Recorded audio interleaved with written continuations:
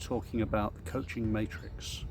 It is a system I have devised to assist people, coaches and coachees alike, to be able to detect where they are in their own personal journeys based on different categories and ideas. One of the issues that we face as new coaches is that we deliver blind.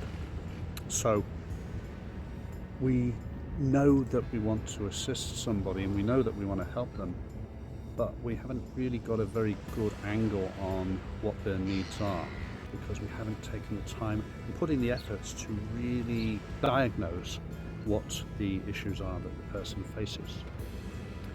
So you can have one person who is an incredibly self-reflective individual who has particular goals that they need to achieve, and you can have somebody who has very little personal reflection or experience in those things.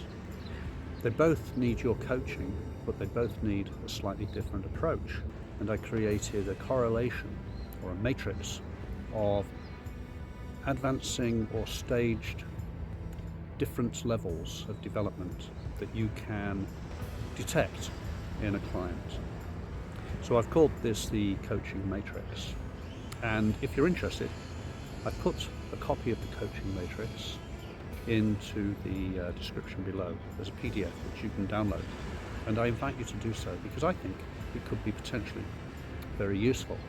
There must be stages of development or ways that we can detect and ways that we can diagnose a person's state, so that you can then start to create solutions or assist that person to find their own solutions. So having some kind of matrix which is going to illustrate to you where you feel this person is when you first meet them, it's going to be a great way for you to progress your agenda and help them to develop their agenda. Now, the reason I feel that a matrix of this nature could be useful to any emerging coach is that it gives you an accountable and transparent process that you can assess against. And one of the major issues in education and in coaching, I would suggest, is that people are loath to assess properly the needs of their clients. Well, there are two reasons.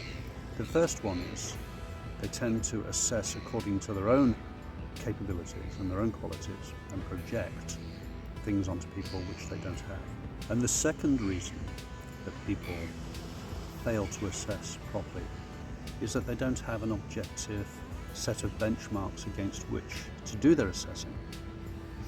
If you have a matrix such as the one that I've developed here, you can use this at any stage of your coaching career. I'm not saying it's the 10 Commandments or that what I've written is set in stone. However, I am saying that it is a quick and easy way for you to reference the quality of the service you deliver. And it's a quick and easy way not only to reference the quality of the service you deliver, it's a means by which you can evolve your own coaching practices, knowing that you have solid foundations on which to build. So, I'd like to suggest very strongly to you, if you are willing, to have a look at the coaching matrix which I put in the description below. If, as a new or emerging coach, you feel that a matrix of this kind could be useful to your practice, give you a place to start, a solid foundation, I'm really keen to hear your feedback. Have a look at it and tell me what you think. Let's have a look together at some of the stages of development that we might go through. For example, in terms of our ability to reflect on our own personal outcomes. Personal reflection could start at stage 1, having zero or very limited personal reflection. And it can go right through to level 6, which is having a constant and ongoing sense of personal reflection, which informs your own personal development on a daily basis. And between those stages, there could be any numbers of different staging posts, shall we say. For example, there could be emerging quality of personal reflection. There could be a consolidated sense of personal reflection. There could be a consciously applied sense of personal reflection, and then of course there could be an unconsciously applied personal reflection. So any part of our personal development is subject to different stages, shall we say. And one of the challenges is how to detect those. So what I've done is I've broken down several different categories of personal development, which include reflection, which include goal setting, for example. And I've encouraged the reader to be able to evaluate where somebody is when you first start to coach them. And another one of the simple beauties of this matrix is that you can actually stage your client's progression, and you can measure your client's progression against the discrete steps that they take towards better outcomes. So knowing where to start, or knowing where you're starting, is a great way to know how to progress. And knowing where you should be finishing is a great way to know what the end game is. My own motivation for putting together a matrix of this kind was that we all owe it to our clients to be transparent and to be accountable. And what better way to be accountable than to be able to point to the assessment criteria that we're using, and to be able to point to the progress and the progressions that we expect our clients to be able to achieve. The alternative is making it up as you go along, is it not? It means that you're both working towards an agreed outcome. You don't have to use the assessment criteria or the matrix in secret or hide anything from your clients. Quite the contrary. You're now putting yourself into a position where you are claiming the authority that you deserve to claim. What's the point of being a coach if you're just making it up as you go along? What's the point? Where's the authority in that? No, a much better way to go about things is to set out your stall at the very beginning and show that you have the capabilities and the experience to be able to assist a person in an open, transparent and ethical manner. This ties in nicely with my own goal, which is to create a kind of academy. Part of my personal mission is to create easy to reference and accessible materials that anybody can use. I'm trying to rescue coaching from being some kind of esoteric, highfalutin pursuit and make it something for the everyman to do.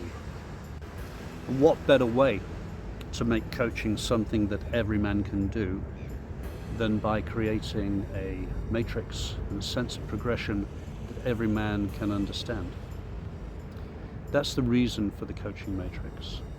It's my way of democratizing the coaching process by creating referenceable ways to show progress.